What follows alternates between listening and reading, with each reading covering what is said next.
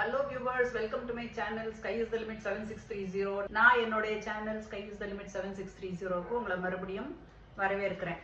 இன்னைக்கு ஆடி வெள்ளிக்கிழமை கடுகுல உளுத்தம் பருப்பு, கடலை பருப்பு 1/2 ஸ்பூன், கடலைக்காய் பருப்பு போட்டுக்கலாம். சரி, பீனட் அலர்ஜி இருக்கோ போட்டுக்கூடாது. அவ்வளோதான். இதை வறுத்து நல்ல கலராக வந்த உடனே கொஞ்சம் போகிறோம் வாழைக்காய் கறந்து டெமான்ஸ்ட்ரேஷன் பண்ணிட்டு இருக்கேன். இது வந்து துவாதசி அன்னைக்கு பண்ண முடியாது, ஆனால் ஆடி வெள்ளிக்கிழமை அன்னைக்கு வாழைக்காய் பண்ணணும். இது கலருக்கு கொஞ்சம் மஞ்சப்பொடி. இப்போ இதில் பெருங்காயம், புளிப்பு தேவைன்னா புளியை கரைச்சி குத்திக்கலாம். இதில் திட்டமாக நான் இதில் தேங்காய் போட்டுக்கிறேன். வேண்டாதவா போட்டுக்க வேண்டாம். கொஞ்சமாக எண்ணெய் எடுத்துப்போம்.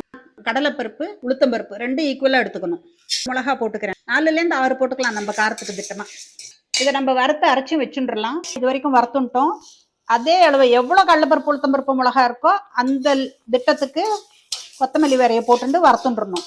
ஐயங்காருக்கு பெருங்காயம் இல்லாமல் தளிக்க தெரியாது, அதனால பெருங்காயம் சேர்த்துட்டுறோம்.